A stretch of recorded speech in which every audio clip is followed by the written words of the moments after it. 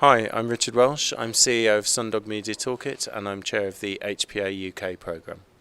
I've just finished the panel on the future vision of AI in the TR-X, and we had really interesting conversation looking not just at AI's impact on the media industry and where it's going to be useful in the next few months and the next few years, but also some of the ethical issues around AI, some of the impact that AI is already having on society, and some of the areas in which it might be a challenge in the future, and how we really harness it for the good of the industry and also even really the good of humanity, because it's something that's going to impact such a wide swathe of society and how we live our lives.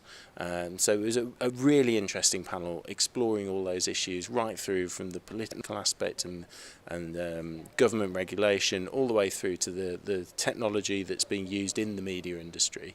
And I think it really illustrated how TR-X is building into an essential part of the HPA programme.